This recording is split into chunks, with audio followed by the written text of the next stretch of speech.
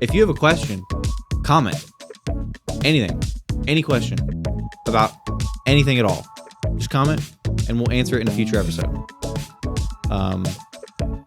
Because we're currently at a size where if you comment, it's going to get answered. I can tell you that with a guarantee. So if you want a question to be answered, comment.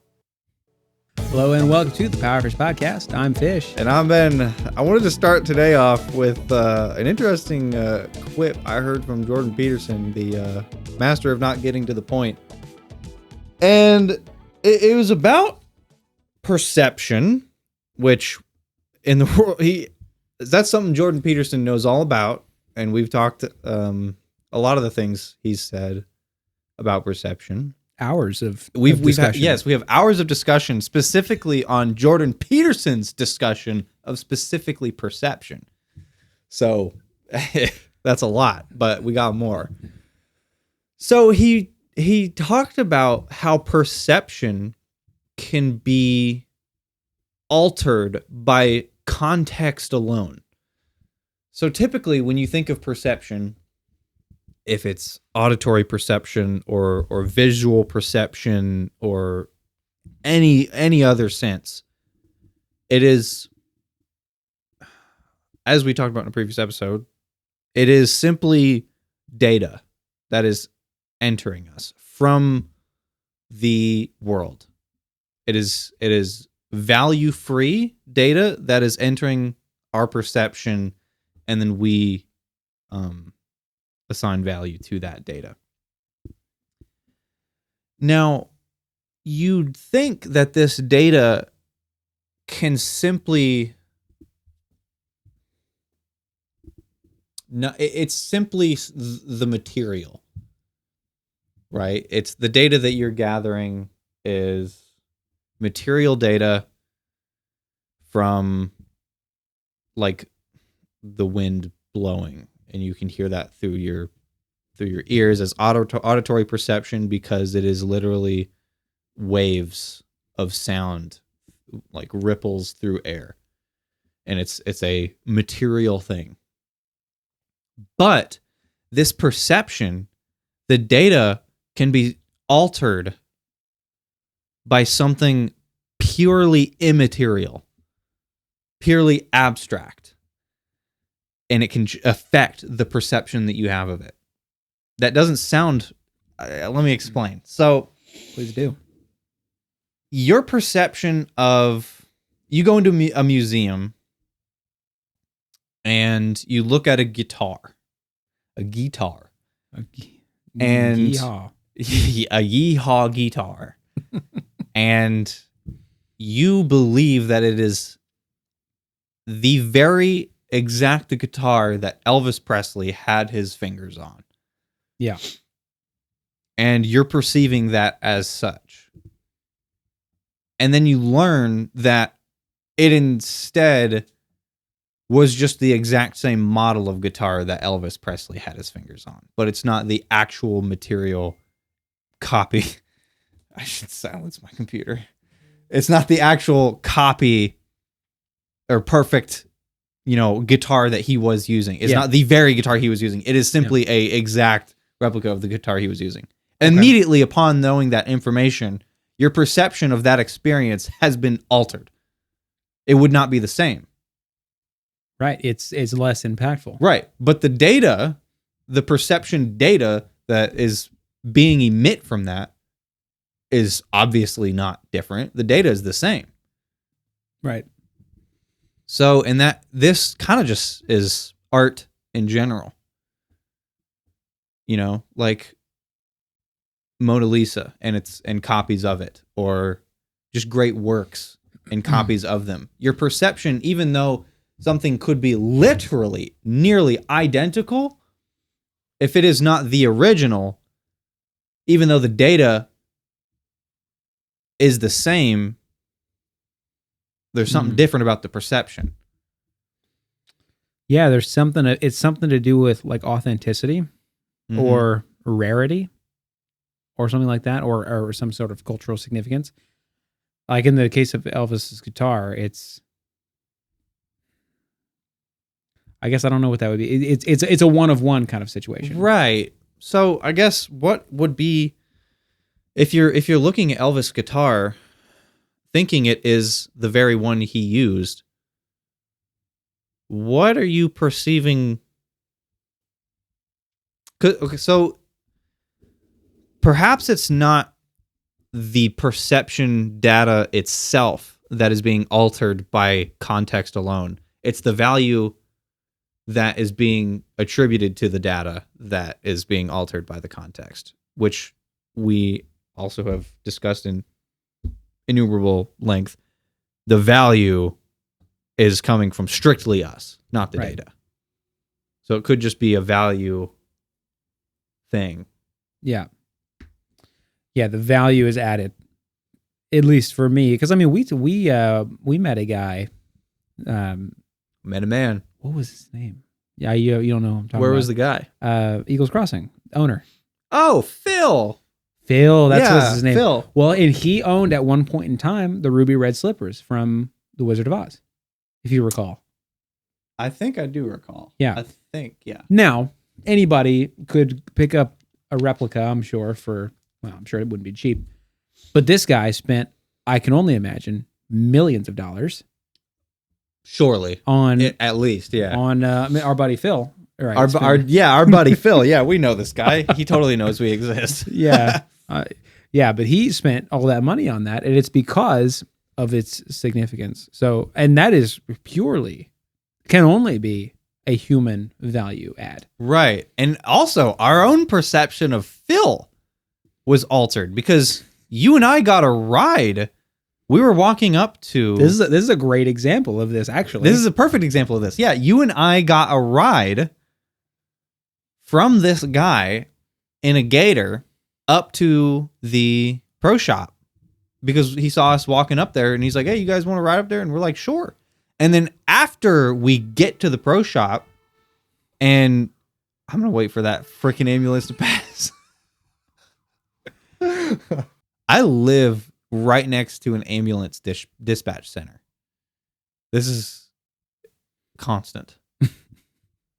Anyway, so after we got to the pro shop and after we were already talking to him for a little bit, then did we know that this is the guy that owned the property and built the property. And immediately our perception of him was altered, even though the data it hadn't changed. Yeah, it's just Phil. Yeah, it's still just Phil, but the perception is altered. So I thought that was interesting it's not really something, well, obviously it's something Jordan Peterson thinks about, but it's not really something that you would, everyone knows it, right? Everyone knows that phenomenon, but no one really thinks about it and how just interestingly bizarre it is, how perception can be completely altered by something entirely as immaterial as just a context. Yeah. No, that is entirely interesting. He said Jordan Peterson said that? Yeah, that was that guy says a lot of stuff. He says a lot of stuff, and not all of it is I was going to say coherent, but that's the wrong word because he's quite coherent. He knows what he's saying, things on purpose. He's just so freaking hard to understand, I guess, but not because of poor sentence construction. He's not the gal at Macker's, right? The gal at Macker's. Yeah. Yeah. He's we not talked her. about that last week. Right. Well, hey, I'm going to stop you right there because I want to talk about Macker's again. Okay. Let's talk about some Macker's. For anybody who didn't see last week's episode, I believe correctly said that Australians, it's at least some of them, I'm sure, refer to Aussies. All of them, yeah, every last one of them. Just ask them. I'm not wrong, but yeah, they call the Mickey D's, the Don Dons, the McDonald's. They call it Macker's down there. So, and that's just a better name. Yeah, Macker's is good. It's just simply better. You and I usually just call Don Dons or Mickey D's, but I think I'm gonna keep with that Macker's. Yeah, Macker's. Macker's is good. So I went to the Macker's today. I was getting a McChicken. Yeah, you ever had a McChicken? Of course. McChickens. Listen to me. I'm trying, like, I usually would get like a quarter pounder or something like that. But you know what? I don't need all that. Just give me a little sandwich. And I've found that the McChicken is a great little sandwich. Let me tell you. I mean, I'm glad you found it, but I think that's been a pretty feel like- established thing. Well, I was sleeping on the McChickens. Not in a literal sense, but I mean, they're nothing crazy. It's not like they're not like the McRib where they have a going away those are party. disgusting, if you ask me. I don't know. I don't mind them. They're fine. Everyone seems to make a big deal out of the McRib that comes back every year and goes away every year. Yeah, going away until next year. Yeah, Right. And it always says going is the last time you'll be able to eat a McRib. Come buy it now. Yeah. They use that as a marketing ploy, and then of course it's also a marketing ploy when those Macker teases. Macker teas. The classic Macker teas. Yeah. You know what's a good thing to do with your McChicken? I'll tell you what. Before I get to my little quip about Mackers, get you it's free to add it on in the app. Get you a little tub of the buffalo sauce. Oh right. Dump you some buffalo on your McChicken? on your McChicken. Basically, I mean, I do that already with nuggies. You dip a nubbit in the buffalo sauce, and I'm basically what you're talking to me about is just adding bread to that equation. And yeah, lettuce and mayo. Yeah. I guess there for a while, like a buffalo ranch kind of flavor. You know what I'm talking about? Yeah. There for a while, I was crazy. I would add a little bit of buffalo and a little bit of ranch to my McChicken. It's pretty good. It was a lot. I don't think I would do that. It was a lot going on, and I stopped doing it because honestly, it was just more work than I don't want to like pull over and like get the thing on the thing, and right. that's a little annoying. You're not going to Macker's for that. So Macker's, right? McChicken. This moment in the time today, I placed an online order into the app for a McChicken, and Google Pay pops up. You know Google Pay. I know Google Pay. And this is what it asked me. Would you like to finance this McChicken?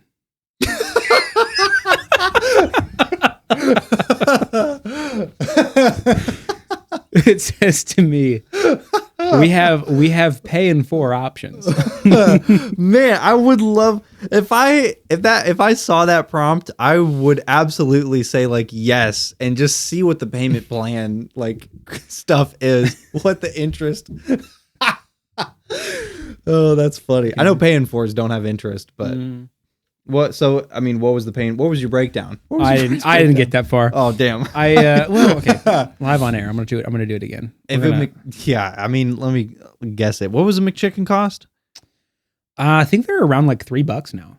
So you're paying buck less than you're paying something amount of cents less than a buck, 80 something cents.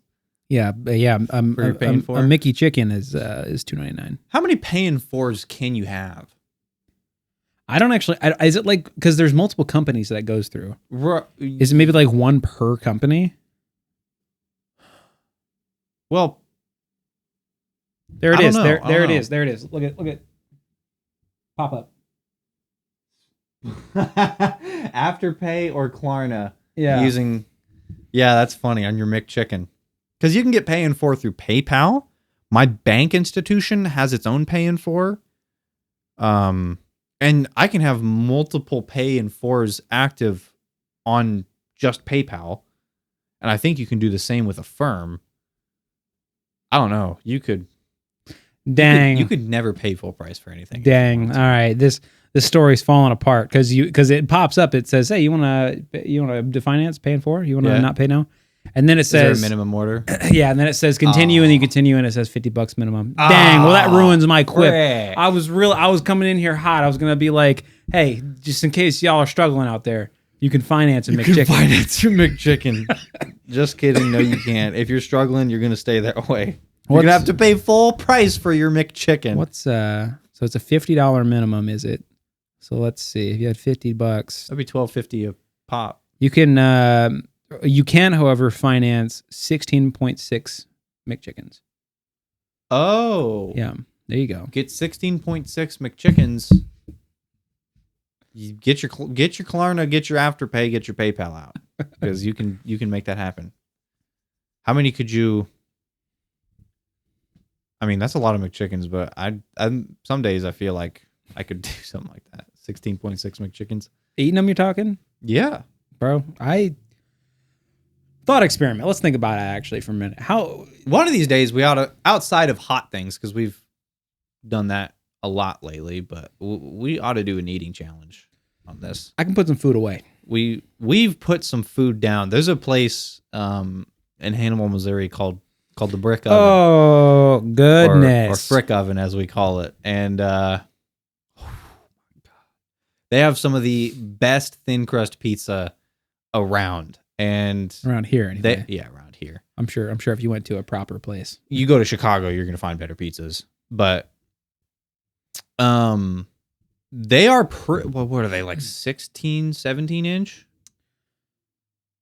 They're thin crust. That sounds about right. They're pretty. They're 20, pretty big. They're large pizzas are 20, 25 pop. Yeah, bucks. I mean, I think they're about 16 or 17 inch. So they're big guys. And we usually get one for each of us, and we eat one that large thing. pizza for. Now, last time we went there, we didn't do that because I think that was asinine. Is what that was. We didn't get through all of it. I think we got either. We got. I think we got one. We got one pizza. Small? I think we got a big. Yeah, we got like a 16-inch and like a 12. Which I think that might be the play. And honestly. then we just ate from both because we both like most of their pizza toppings. Pizza. But yeah, that if you ever find yourself in or near Hannibal, Missouri, go to some Frick Oven. You won't regret it. It's some good stuff for sure. Speaking of things that we're not going to regret, let's have a what would this be? Physics question? What is this? I would say in the realm of physics. Yeah. It's more like philosophical physics. Yeah. Yeah. So I have an interesting question that I want to ask. And it's revolving around spatial and then also theoretical dimensions. And this is not dimensions in the realm of like multiverse dimensions. Mm-hmm. That's a different thing.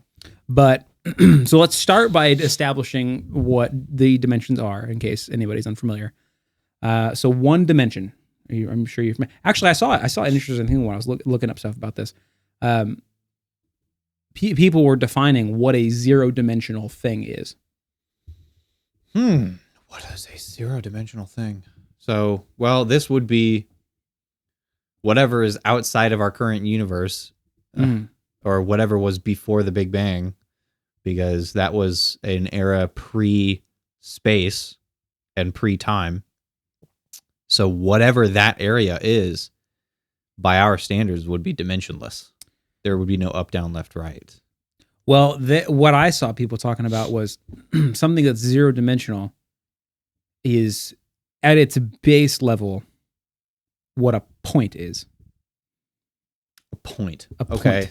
That's something that we wouldn't be able to do in physical space.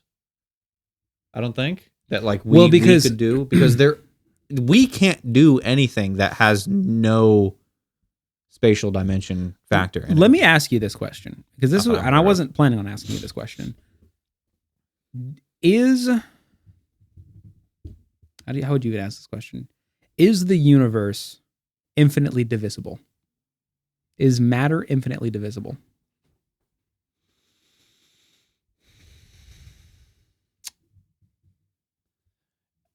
Infinitely divisible by way of, not in a physical sense, in a theoretical sense. I should add. Okay, so you're not saying divide up the atoms and the protons and the quarks. To be even more direct, is there a point in which the universe is at its foundational size? Or not, or matter in the universe reaches a fundamental size, indivisible? Well, it's impossible to know. The smallest we know matter to be is quarks, which is what happens when you smash two electrons together. smaller than an electron, which an electron is just one of three components that make up an atom. So just imagine how small a quark is. But we don't know if that's the fundamental element of matter. It might be smaller than that. We don't. So like, but infinitely? Like, what makes up a quark? You know, They're all excellent questions that I don't know the answer to, or really nobody. Yeah, the top minds today don't know the answer to that. What's smaller? I would like to think there is a smallest point of matter, a smallest, a fundamental thing. But already, before we even get to quarks, once we're at protons or electrons, we're already in the realm of quantum weirdness where pre-observation, it's in multiple states at once until observed. So like, I would like to think that there is a fundamental sort of ground level thing. Well, the reason I bring it up at all is, and I wasn't going to bring any of this up at all, but I was watching this guy. He might be a kook and not know anything at all. And also, I kind of had a little bit of issue with some of the things he was saying because it seemed very unhelpful. But what he was talking about in this, I think it was a TED Talk I was watching actually, and he was talking about if we can grant that the universe could reach a fundamental size, let's say, that we could then assign measurements for differences in both spatial, which is the movement of multiple of these fundamental objects moving through space. That is spatial measurement, spatial I know dimension. The smallest possible spatial measurement that we can measure today is the Planck length, which is that's as small as we've got so far. So as an example, so you'd have that and it moves. Right. And then there was also, so that is the measurement between multiple of these fundamental building blocks of the universe moving, and that's how you get spatial movement. Mm-hmm. Interspatial being the distance moved between 2 points, 2 fundamental points. And then I believe he called it subspatial, which was the individual properties movement of an individual point in space, a fundamental point in space. And how these theoretical building blocks of the universe could be moved and independently measured from each other. And that's how we can account for, what would it be, like how sometimes things in space move in an unnatural way, like the curvature of space. Yeah. And how if we could measure matter in a different way, that could then account in our mathematics. Right. By adding adding more dimensions for different types of movement on a quantum level. Yeah. Okay.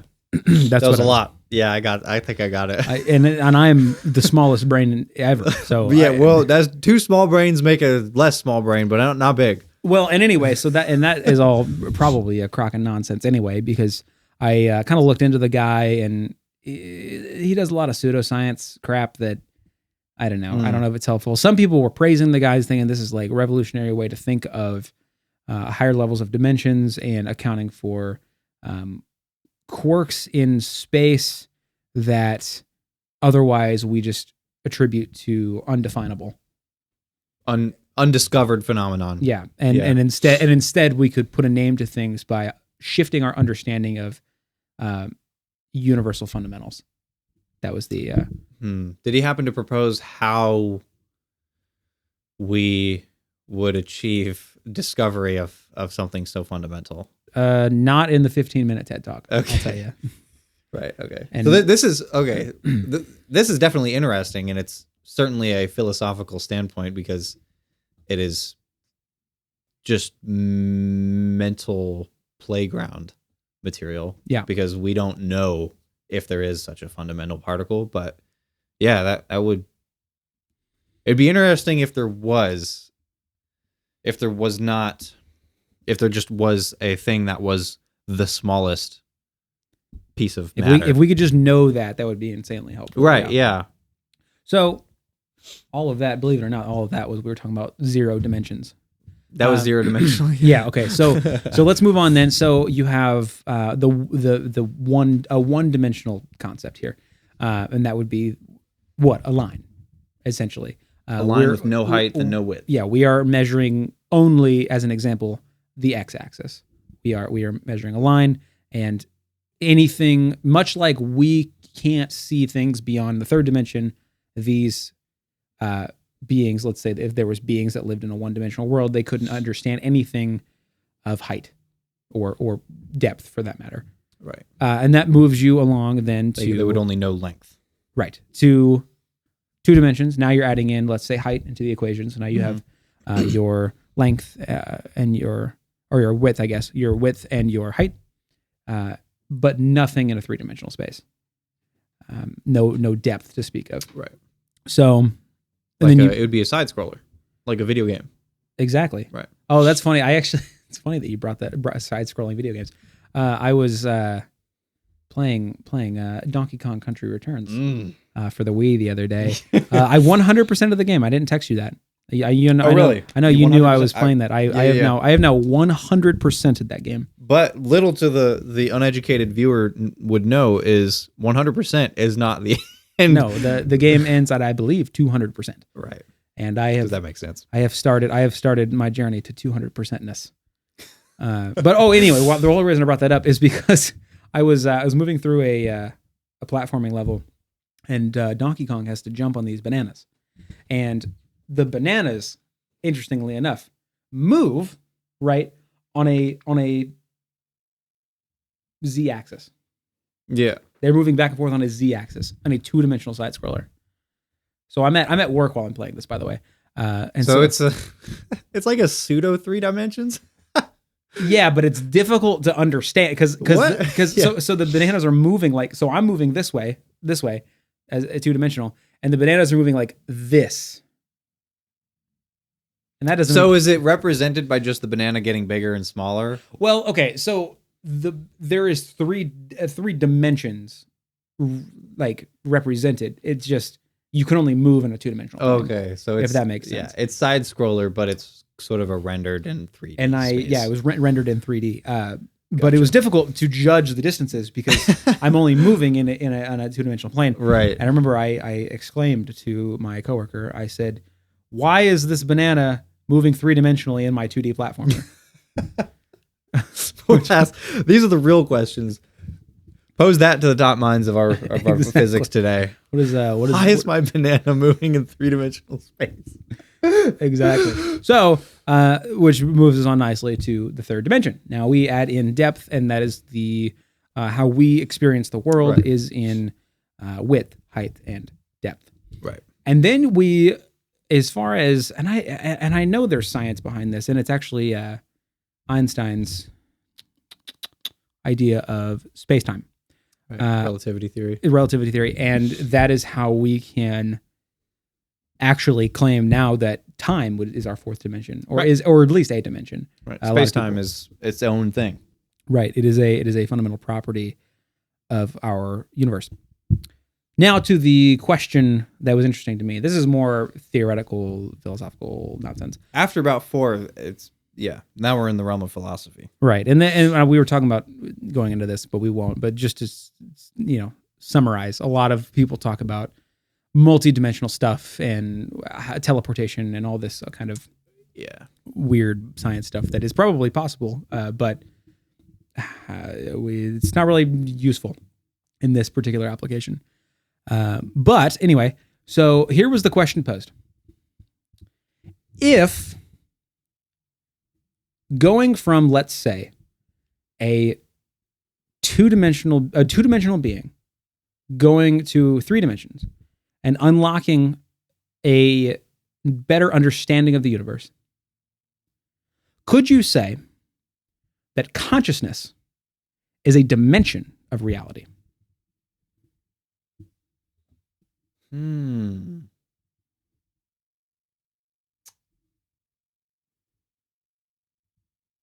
Interesting. I've never thought about that. It is very interesting.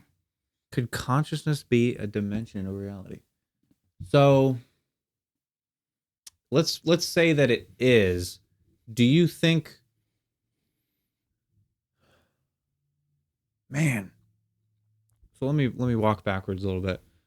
So space-time, we know, is a dimension that exists, but it is not something tangible.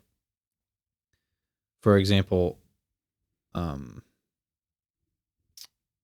when it's hard to represent in 3D space, but if you have a flat 2D plane, if you put a particle on that flat 2D plane, the 2D plane is going to be slightly warped in wherever that particle is. So for example, if you have a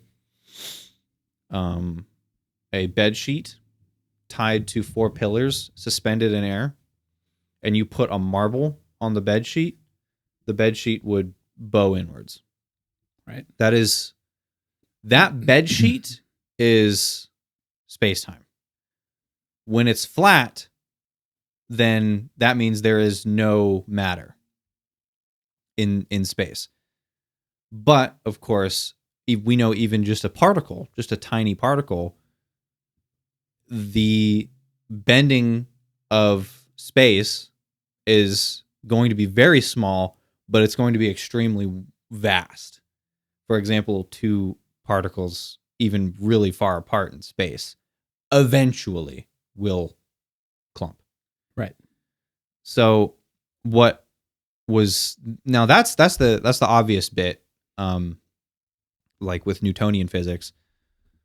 What Einstein did was largely put time into that figure. Not only did a particle bend space so that if you put a marble on one far side of the bed sheet and another marble on another far side of the bed sheet, they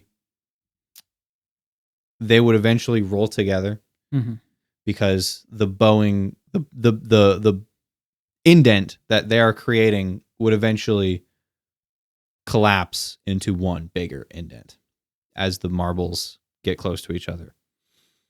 And what Einstein did was put time into that. So not only is it bending space, so space is, if space is curved downward, other matter is going to curve down that. It's going to roll, so to speak, into that curvature of space.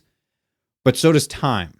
So the more curved, the more marbles you get piled on this bed sheet, the faster time, or what is it? No.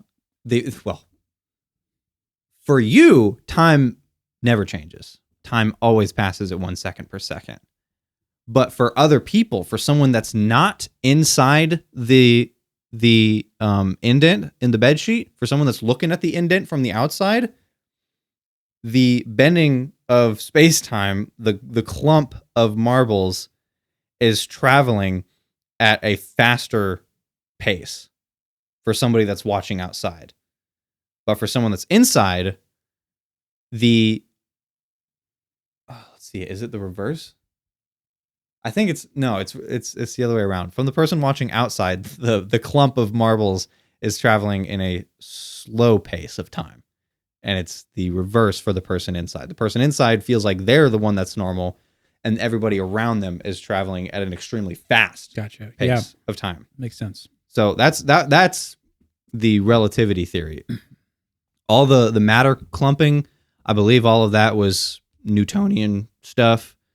But Einstein, no one really thought to say time can be relative, because it definitely doesn't feel that way. But literally speaking, this water bottle, because it has less mass than, like, I don't know, this microphone, for example, from this water bottle's perspective, this microphone is passing time slower than this water bottle, which is, I mean, on scales like this, it straight up couldn't even be measured, I don't think, but it's a reality.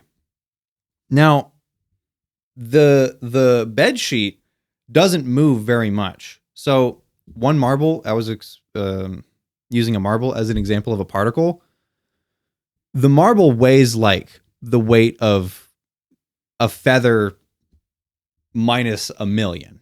Like the effect it has on this bed sheet is basically nothing at all. Not zero, but it's basically nothing. Because even Earth, all of Earth, which is an insane amount of mass, barely bends this thing at all. Space-time is gravity doesn't do much. Space-time is a very rigid bed sheet. So the only thing that really obviously bends this sucker is stars, and obviously black holes and like neutron stars and other just things that we can't really explore because none of them are close enough. But yeah, that's relativity. So the reason I brought that and described that at all is because this bed sheet is 100% with absolute certainty a thing that exists that is completely intangible to us. So the reason I brought that up is because consciousness, it kind of is as well, except to the observer of the user, quote unquote, of it. So in the same way that time is passing at a different rate for you than it is for me, but we know it is a phenomenon that is happening, though completely intangible, and we know that's a dimension. I think consciousness, why be any different? Like, it's also completely intangible. We can't see it, we can't feel it. I don't see how you could prove that theory, but I don't see how you could disprove it really either. And it's super fascinating to think about how it possibly could be. The only rebuttal that I can really think of is that the idea of consciousness does not deal in spatial or time measurement. It is It is simply something. Why we've spent a lot of time talking about what conscious is and is not, and gotten nowhere with it because nobody is anywhere. We've both read a short book called Consciousness from Annika Harris about it, and even us reading that book, she had a different definition than what you and I had, even then. But what consciousness is, and we know this to be true because this is how we experience. Well, we can speculate that this is true. I should say, is that consciousness is from our perspective, a more unlocked version of intellect. You could say it is a heightened ability to self-analyze. It is awareness of oneself. In a lot of ways, you could claim if a being without consciousness is a certain dimensional being, we have then crossed into another dimension of understanding. Right. Which would be why this question is posed at all. Because we are moving from an area of understanding to a new area of understanding, much like somebody who moves from a two-dimensional landscape to a three-dimensional landscape has unlocked a new level of understanding. Right. So, I guess, let's say when we were still with like Isaac Newton's model of physics, we were still living in the relativistic dimension. We just didn't know about it. So, and that is to say, if like Isaac Newton's stuff was still pretty damn good, but it was just slightly wrong, and I would say just about any open, honest person would say relativity theory is slightly less wrong, because quantum mechanics doesn't play nice with relativity theory. They don't fit. That's what string theory is for, to try and bridge the gap between the two. But it does mean we have missing information about one, right? So if they can't both be right, so there's something we don't understand about quantum theory, there's something we don't understand about relativity, one or the other. So we're probably never going to be 100% correct, but we're always going to be striving to be less wrong. Right. So even though we can confidently say that space-time is a dimension, that we've always been living in, we just simply didn't have knowledge of it. Could there be a similar sort of lack of knowledge in relation to consciousness? Because obviously we're living in it, clearly, to anybody that's conscious. But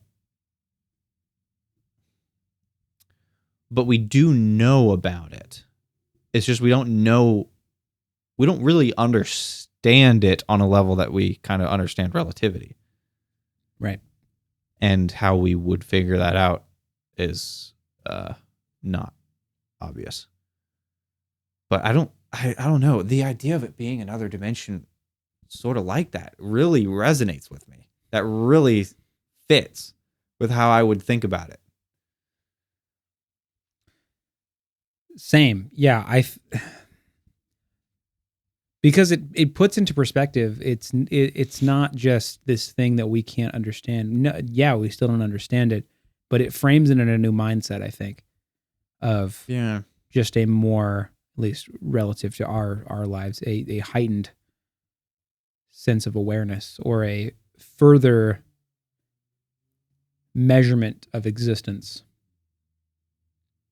Not a spatial measurement, but a capacity measurement. Yeah, I agree with that.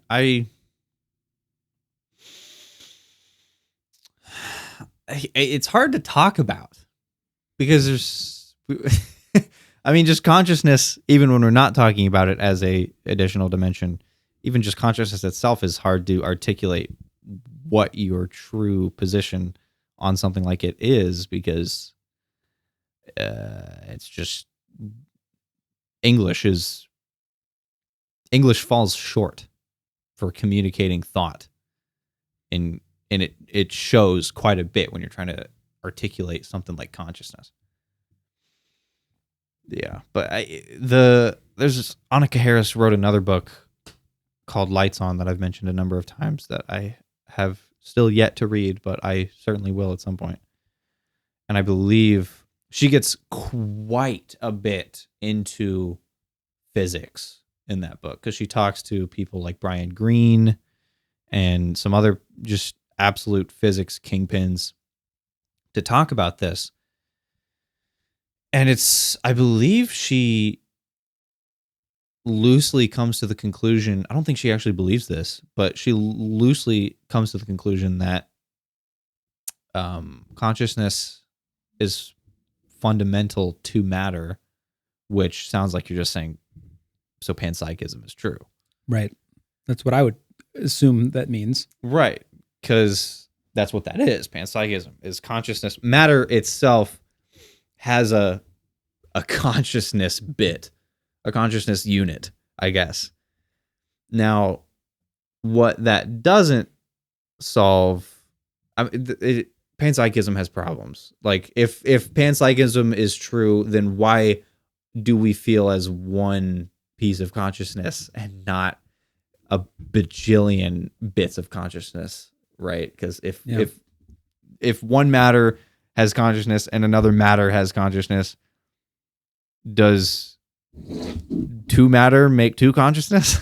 Like, who knows? But that is to say, we are assuming that we are one consciousness, though, because we've talked about this before as well. Split brain patients that have their corpus callosum split, only one of their hemispheres is projecting a conscious being. The other hemisphere obviously has control of their body too, but we would have no way to know if it's conscious or not. Yeah. Like there's no way to tell because it doesn't have control over the speaking bit. So when we say we're one conscious entity, even then we're making assumptions. So it's tough. But on that, actually, when last time we talked about consciousness, I think it was on the topic of what would a consciousless human in society look like. Yeah, we spent a while on that. And I actually wrote this down because I was very confused by it. But you said this, and then my dad called, and we were interrupted with a phone call. I remember this. And I don't know what we went to after, but it wasn't this. And you said it's pretty obvious that animals' lights are on. As in, they have consciousness. And I found, we were interrupted and I forgot about it, but I thought back to it when I was editing and saw you say that, and I was confused at how you could possibly think that. Well, there's a very simple explanation. And much like consciousness, it's very simple. So when we looked at the Stanford Encyclopedia of Philosophy, we talked about the varying levels of consciousness. Yeah. And I think the position I was coming from was more of a wakefulness, more of a, I don't remember what the other word was. Oh, yeah. I think it was and I'm coming from the position when I'm saying the lights are on for an animal, that means they're woken. They can reason, right? Maybe it's a basic instinct kind of reasoning, but I mean, you got a cat walk in here a little bit ago, and the cat said meow, and then said, I want to be pet. Walks over, presents ass to scratch, and then there was probable logical deductions that went on in that cat's head to make that decision. So in some definition of consciousness, you could say that cat is lights on. Okay, sure, yeah, I guess because it was on the discussion of, would we even be able to tell if a human did not have consciousness? And it wasn't obvious if we would. And then when you said, well, obviously animals do, that was a pullback of like, what? But I guess if you're referring to the Stanford Encyclopedia of Philosophy definition of consciousness, then they are one of their example definitions that you could define consciousness. Right. Yeah. Because I'm not going to claim that a cat is sitting on the couch all day thinking about its life choices and the fact that it's a cat and what if it was something else. Right. Because that's not... For all we know, they could have the same level of consciousness as us, just not the same level of computational power as us. For all we know. That is... And the only reason we can do that is because of the increased brain size and computational power we get from it. Like, our consciousness may or may not be different from that of an animal. And the only difference in that could just be brain size. But, who knows? Who's to say?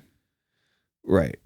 But, I mean, I think I gave this example before. They definitely can reason. Like, the example I gave was a cat jumping up on something that might be a little bit too high. You can definitely tell that there's a should I not some sort of thought process going on when they're looking up like that. So, but what is not obvious is if consciousness is a necessary component of being able to reason like that. Right. And we don't know. But another thing I wanted to ask on that topic, when you said animals' lights were on, that it's obvious that I'm conscious. You said to me that it's obvious that I'm conscious because you can see that something's going on up there, I think is what you said. It's very descriptive, me. Yeah. And then I think my reply was, I think you said like, how do you know that? Or something like that. Yeah, it might have been something like that. Yeah. Which I thought was a stupid reply because what am I going to assume there's nothing going on? Like, you're walking around, you're talking, you're reasoning. The reason I said something stupid like that was because what you know is a bodily representation of something going on up there. A robot could do that, bodily representation of that too. And you would assume that there is nothing going on up there. And for all I know, I'm the only real person in my simulation. Exactly right. We can't know that. Right. But the reason I don't remember this conversation that well. I can only imagine you said that, and I was just like, "This is stupid. That's a stupid comment." And the reason I think that's stupid is because I got the call somewhere near there. I don't. I didn't think that was a helpful interjection on the conversation, because that's a whole other different theory. I mean, like I think it's safe to assume, if we're having a conversation about human consciousness, I can go ahead and assume that you are a human with consciousness. Yeah. Yeah, I think you can safely assume that. I mean, we're making a lot of presumptions in that. I would go as far as to say that they're axioms, one of which is assuming we're not in a simulation and that the other truly does exist, and that everything is, that we aren't a Boltzmann brain, if you remember that we aren't simply a brain and nothing else that came to be. But it's dangerous though to just be like, oh, you have consciousness. Oh, well, how do you know that? Because what about simulation? And then I think that conversation we talked about this with how can we know if anything's real? What's the name of that? The thing that happens when nothing matters. Idealism? No, that was like a observation creates the universe sort of theory. It's the thing where you can reduce everything down to the point where it doesn't matter anymore. What is the name of that thing? I don't know. Bro, what? We literally talked about this. Are you I don't remember this. We talked about this. I don't know why I'm getting mad at you. I don't remember either. Is it? Come on, bro. How recent was this? I think we talked about it in the iceberg. The what was the name of it? Nihilism? Nihilism. Yeah. Okay. Yeah, nihilism. Good. The view that nothing matters. Yeah.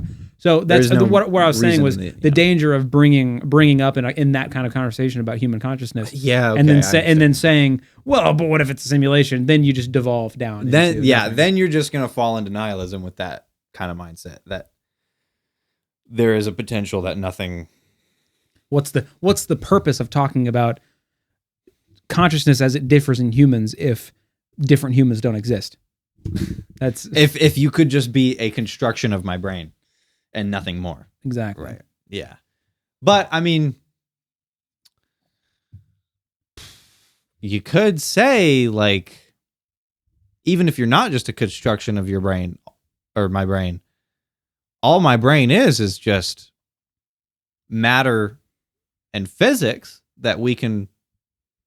And there's nothing about matter and physics that we can't confidently make predictions to 100% accuracy about. Right. So in that instance, nihilism.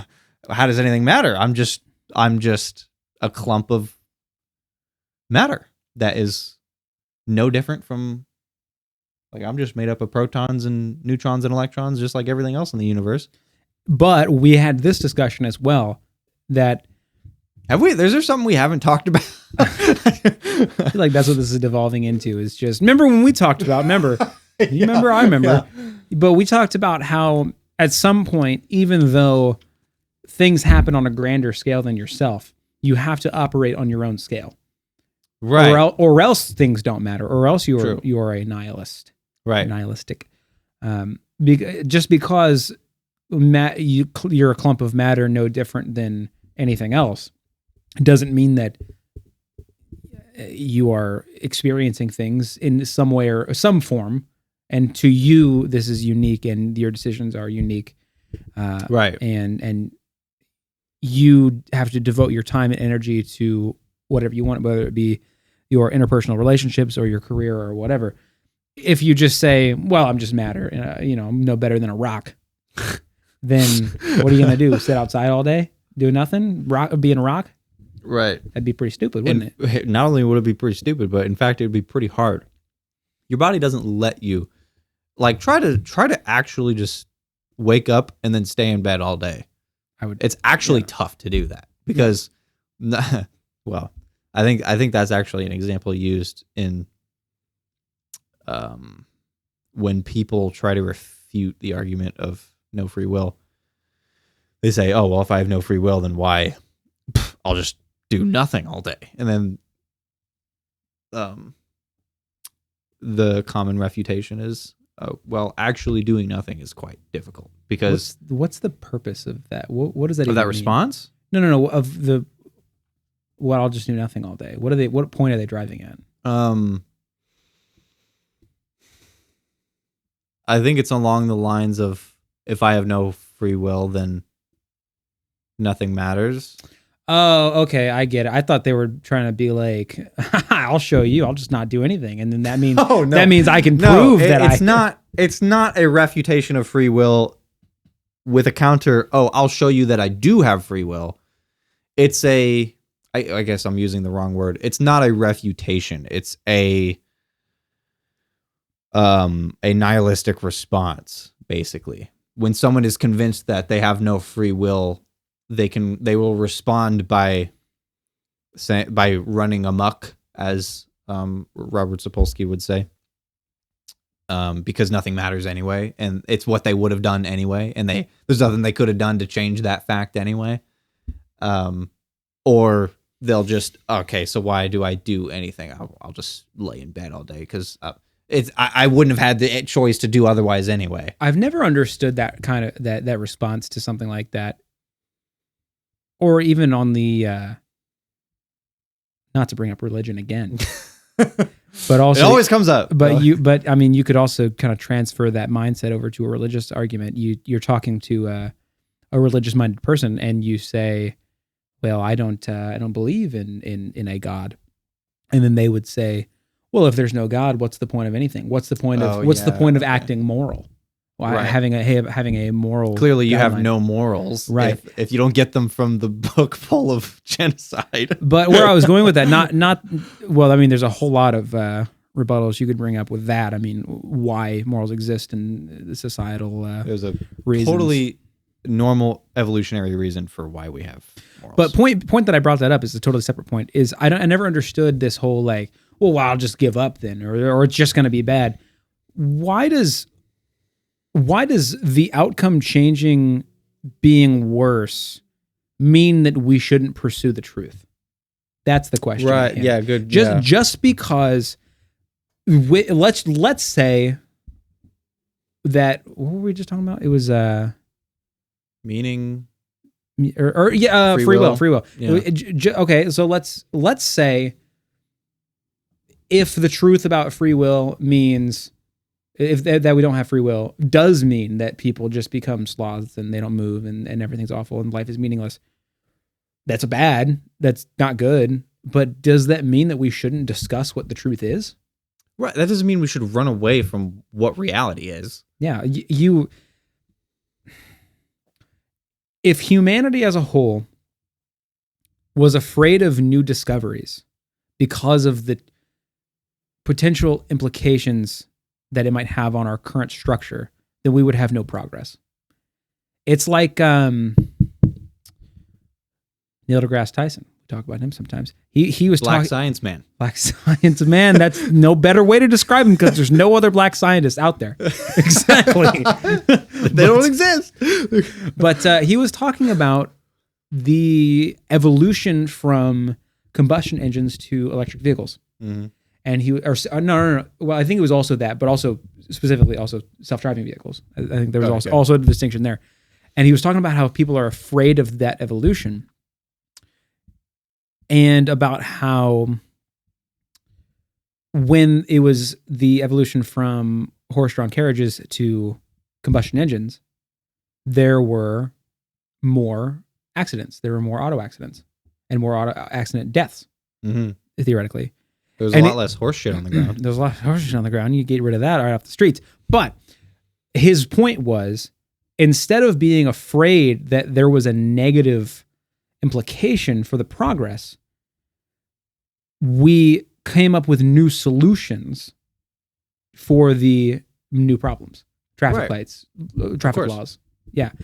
And that's my point. That is what we call progress. Yeah. Simply. Yeah. Yeah. It's we shouldn't be afraid that there's going to be a new negative, but that we should seek improvement and deal with negatives as they come.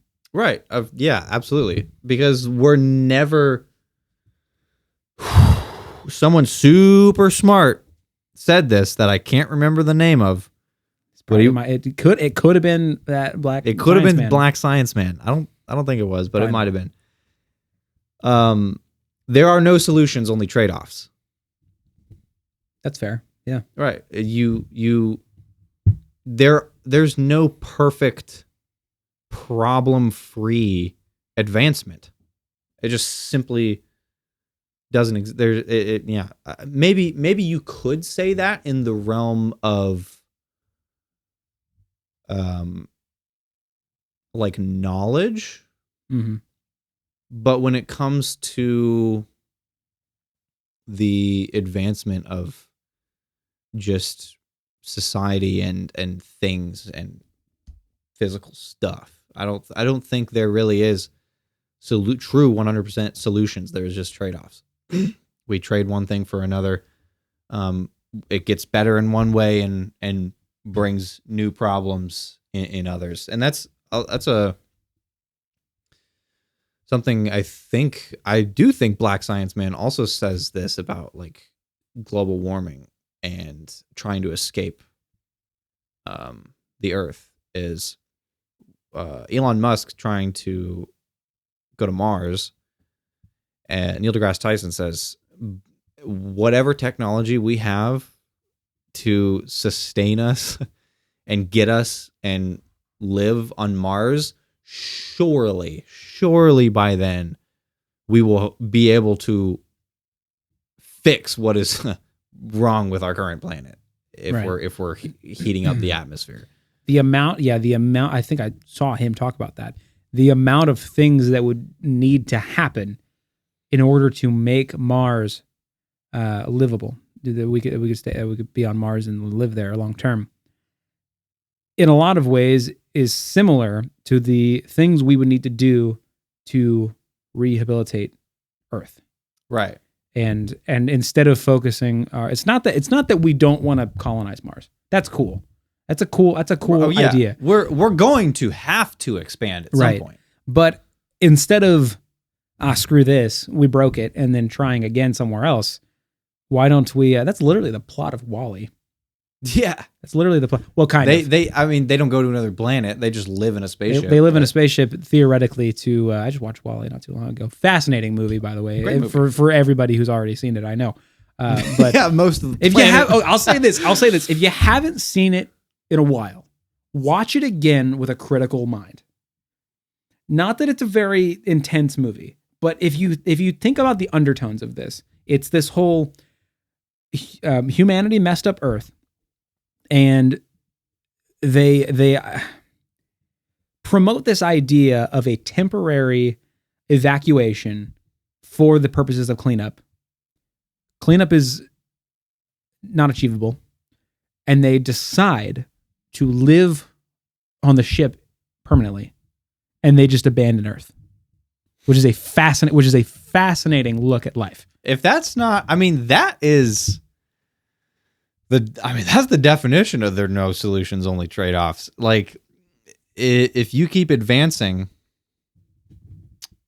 to the point where you can create a spaceship, first of all, on that scale, obviously we have like satellites and the space station, but if you can create a spaceship on that scale that has the ability to permanently house that many people, I mean, realistically, you could fix Earth. But when you get up there, you solve a problem by getting off of Earth, and the new problems that come are you find out you can't fix Earth, so you solve that problem by just building out your spaceship to be a Earth-sized freaking thing.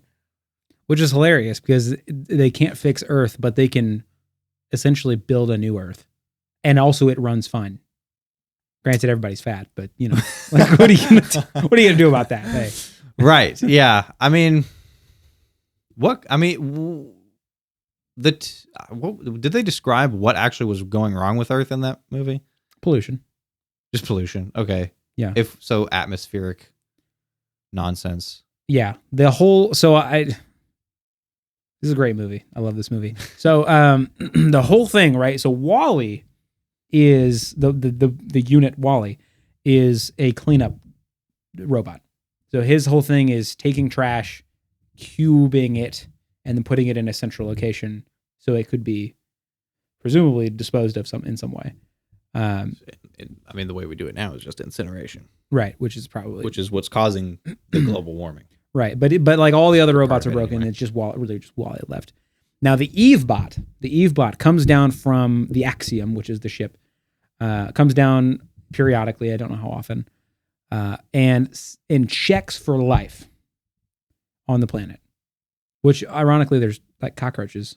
Those are fine. Yeah. But like we're looking for plant life. We're looking for vegetation. Something to grow. And I guess for hundreds and hundreds of years, but theoretically, there's been no plant life on Earth. But Wally finds a plant in a refrigerator, interestingly. And then they put it in a boot, and then Eve finds the plant, and then that signals to the captain. The automated system signals that they can return to Earth, but then the autopilot's protocol is not to return to Earth under any circumstances. Right. Yeah. Okay. I remember. The ship is like the bad guy. Yeah. The captain's a good guy. The captain. Yeah. There's this great scene at the end of the movie where he's broadcasting to the entire ship. Everybody's watching. And the autopilots, for whatever reason, the autopilot can't just control the ship itself. It has to. The wheel literally moves and pushes buttons for some reason. I don't know. I remember that. So the wheel is standing at the control panel. It can control itself to push the buttons, but it just can't just control the button. Yeah. So he's standing at the ship, and then he's knocked over the captain. The captain is fat as frick. Yeah. And then it's this. Oh, right. They don't walk. Yeah, they can't walk. And then it's this huge moment. Scoot. This huge moment in the movie. Everybody on the ship's watching. The autopilot's got its back turned. Its back. Cause, the wheel does. The wheel has a back. It's hind. And it's controlling the thing. And the captain is knocked over in the corner of the room. His chair is nowhere to be found. Right? And nowhere near anyway. And the captain stands up and walks.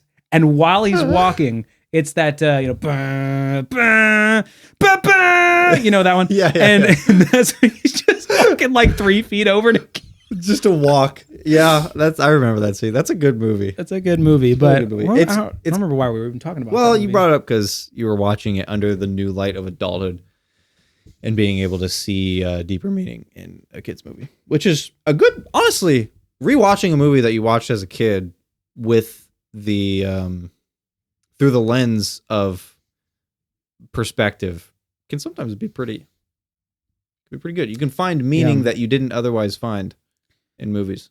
Yeah, especially those old Pixar movies. I'm a big Pixar fan, honestly. They like Monsters Inc. I'm sure has a lot of. Yeah, I don't think I ever watched those though. Yada. There's a lot of really funny, like not hidden messages, but like embedded within messages. Yeah. About just kind of workplace culture and more adult themes as far as like what corporations can be like, which is very interesting. That you never would understand. You'd never even pick up on it. You'd just be like, yeah, that spider dude is kind of mean. But no, he's like the boss, and it's all about like having your employees be afraid to increase productivity in a certain way, and kind of controlling a market based on scarcity. Or actually, what's really interesting is that they find that let's just talk about Pixar for a minute. So Scream power is what powers Monstropolis, which is the name of the city. I want to say I do say I'm a fan. I don't know how these intricate details are coming into my head right now. That's great. I don't just sit in my house all day watching Pixar movies. I'm just remembering these things because it's that productivity. Is that product? I'm absolutely wired right now. So yeah, the Scream power is what powers Monstropolis, right? Okay. And here's the thing: what's screaming? They go into the children's rooms and scare them, and then they collect. That's what the scare floor is. The scare floor is where the most talented monsters, honestly, compete with each other. But really, it's for the good of monster humanity. I was gonna say humanity, but that's not right. Okay. To monsterhood, and to supply power, but there's a power shortage. Right, that's the problem. Is that there's not enough power to go around. Okay. But here's the revelation here, dude. That's so creative. Screaming. Yeah, it is. It's incredibly creative. But here's the problem, right? Through the little girl, her name's Boo, by the way. Well, that's what they call her. Boo. Her name's Boo. She comes into the monster world, and because of the fear that the corporation, Monsters Inc. I think that's the name of the corporation. Has put on, like, if a child touches you, you die. That's the thing that they say. I don't really know why they say that, other than controlling their employees through fear. So they're like looking for the kid. Like the police are after her basically, and they don't know that they're with them. And they find that not only is a child's laughter also an energy source, it is a much better energy source. But here's the thing. The entire framework of Monstropolis and the world, I'm sure, is built on Scream energy. So the corporation Monsters Inc. wants to suppress this revelation that laugh energy is a more potent sense of energy as opposed to screams, and they try to suppress that through exiling them and trying to literally murder them. But that's wild. Yeah, dude, that is a perfect representation of the transition from fossil fuels to renewable sources. In a kid's movie. Corporations not wanting to and resisting and stuff. Yeah. In a kid's movie. That's I should probably watch Monsters Inc. That's pretty good. Isn't there like 3 of them? 2 of them? There's only 1 of them. There's just 1 of them. And they came out with a show. It's like 1 season long. And it's called Monsters at Work. It's just like about, it's stupid. It's about, it's like that one literally is a kid show. It's about this new guy who wants to be a scarer. Or no, because this is after. Now they're jokesters, I think is what they call them, because now they transfer over. At the end of the movie, to spoilers, everybody, for this movie that came out over 20 years ago, they arrest Water News, which is the a spider guy that runs Monsters Inc. And they arrest him, get him out of the equation, and then Mike and Sully take over Monsters Inc.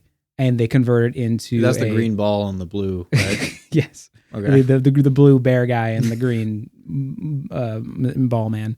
Yeah. Cyclops. Yeah. So, and they convert everything into farming laugh energy, which is not only better for the kids, it's better for the monster world, which is interesting. I was going somewhere with this. The post show. Oh yeah, the show. Yeah. So basically, this new guy wants to be a scarer.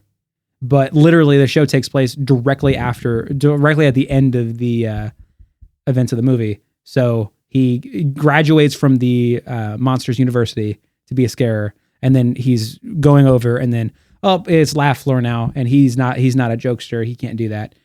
So he works in the maintenance building, and he does maintenance, and that's what the show is about. Is this guy who wants to be a scarer, but that doesn't exist anymore, and now he's in maintenance. So is he a bad guy? If he wants to be a scare? He's a good guy. He's a good guy. Oh, he's a good guy. I don't remember his name. Sorry, I'm not brushed up on the lore of monsters at work. Well, that's funny. Yeah, I some of them kids shows, some of those old kids shows definitely have some undertones that are more adult themed that are. I feel like that's why they hold up. They really hold up when you grow up. Not only is it nostalgia, but it's also you can really get something out of this. Well, I think not only just with that, but with any movie, having rewatchability is a big thing. Like being able to notice differences the second watch or the third, and being able to see things that you didn't see before that actually are meaningful. Yeah, that's a big part of movies. Those things kind of don't come with, like, I don't know, like turn your brain off movies like The Expendables or something like that, where it's basically just here, tune in to watch men shoot guns movies. Yeah, which I am a fan of those movies, but yeah, who's not? I mean, yeah, that's one of the you things, don't rewatch them. That's one of the things that I really appreciated about the MCU, the Marvel Cinematic Universe. Yeah, is that it's shooty guns, big throw shield, make big boom happen, but also because there's so much content, you can string together a pretty good storyline.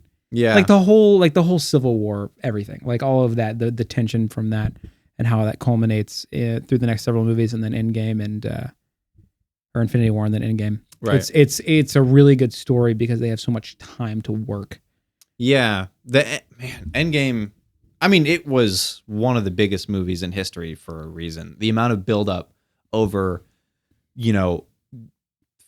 the crazy amount of movies that had released before it to build it up over a crazy amount of time. Like ever since the first Iron Man in 2000, what, 5, 6? That's something like that. Yeah, like mid to late 2020 or not, or yeah, 2000, mid late 2000s. Yeah, ever since that movie, there is a build up to Avengers Endgame, and I haven't seen a single Marvel movie pass. I think that's the consensus. I had that thought not too long ago of. And it was even, sorry to cut you off, but there was even TV shows, not even just the main movies. The main movies, you could get the plot from the main movies, but there is even more lore build up in TV shows, like Agents of S.H.I.E.L.D. and stuff like that. You could really, if you wanted to take a deep dive, granted there's also comics and stuff, but even if you just wanted to watch, you can really understand the story. Oh yeah, absolutely. And it's ridiculous. And every character and where they belong in it. Absolutely. But I was thinking about how sad it is, honestly. And there will be more things like this, obviously. But how sad it is that newer generations, our demographic, their children, are not going to experience something like Endgame or the Infinity Saga as a whole. Yeah, that thing is that kind of just doesn't happen anymore. The whole world is turning to TV shows and less movies. You want something bingeable, yeah. It's the thing about streaming is because they want you. It's retention. It's because of retention. Yeah, and it kind of sucks. Like everything's a subscription now, and movie theaters. I mean, frick, AMC was having a heck of a time until it turned into a meme stock, which was funny. But are we ever again going to see something where a movie comes out and there's been so much buildup that almost the entire world tunes into it?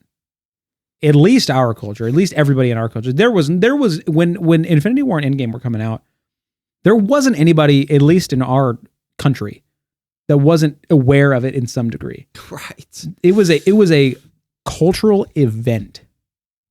Right. And even for people like me that didn't watch movies like hardly ever, it was something that I tuned into and watched. Like I watched the new Marvel movies when they came out, Infinity War and like the Ant-Man stuff. Yeah.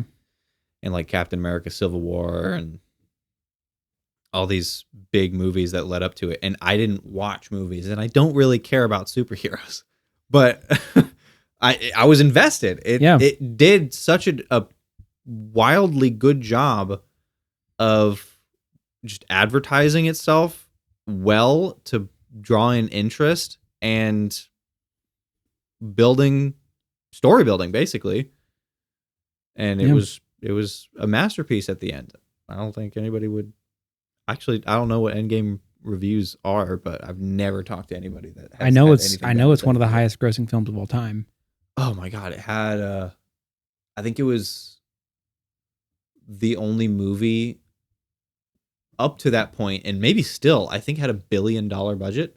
Jesus Christ.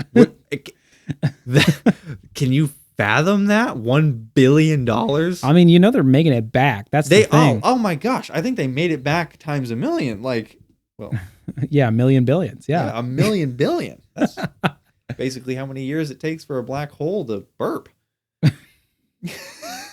Sick. Yeah. Just throw in that little factoid there. Yeah. So, I mean, I don't know. I don't know if anything like that's ever going to happen again. Movies aren't like that anymore. I mean, what has Marvel done post that? I know they've released movies and TV shows. I haven't. I think Thor is a joke now. Well, yeah, because he lost his serious edge. I think that was part of it became joke movies. Well, yeah, I think you're right because I haven't seen them, but from what I have seen, it's just like childish now. Yeah, it's. I watched Thor: Love and Thunder. I think that's what the name of that movie was, and it was kind of like that. It was like there was some cool moments, and that was pretty neat, but it was mostly just there was that scene where his clothes get taken off for some reason, and they were just like Thor's thing. It's funny, he's naked, and then it was that was it. He was naked. Yeah, good. And it was like a little funny. You get like, it's naked Thor. It's funny, but that was about it. I mean, isn't Marvel mostly investing in TV shows now? Well, like you just said about the way entertainment's moving, that's yeah, probably a good financial move. Right. They almost certainly are. Basically, have to be. Yeah. And not that shows are inherently a bad thing, because like. There are shows that can knock it out of the park, like Stranger Things, for example, and just these super shows, something like that. Yeah. But I don't know. I don't have the time to watch a show anymore. Yeah. Well, we're coming up on time here. Let's end it on this. I'm going to give you a recommendation for something that won't take a lot of time, but I highly recommend as a TV show to watch. And anybody who hasn't seen it, probably most people. I was gonna say he's gonna recommend Monsters Inc. No, it's a TV show, and it's not the TV show spinoff. Although if you're looking to just kill some time, that shows the show is kind of funny. Well, I guess it's twofold. I guess my recommendation is twofold. For one, revisit the childhood classics with a critical eye, and then also if you want just something that's just a really good show that you don't have to take a ton of time to, it's like 6 episodes. It's like a mini series. HBO's Chernobyl series. You ever seen it? Probably not. No. Okay. I don't know anything. I would assume it's about Chernobyl, but yeah, highly, highly recommend. The acting is incredible. The story is incredible. Apparently, it's relatively accurate from what I gathered. But really, what it hammers in is on the Soviet national secrets. And how secrets and lies kind of destroy the truth and have the problems they create. And it's a fascinating show. Like I said, it's like 6 episodes, I think. I highly, highly recommend it. I've seen it twice through now, actually. And it's just better the second time through because you just pick up on more things. Yeah, that's good. That's good. Well, oh, actually, before we end it, well, we'll say it now, but I think we're going to cut this and put it in the beginning because I want to keep doing this. If you have a question, comment, anything, any question about anything at all, just comment and we'll answer it in a future episode. Because we're currently at a size where if you comment, it's going to get answered. I can tell you that with a guarantee. So if you want a question to be answered, comment. And we'll see you next week. See ya.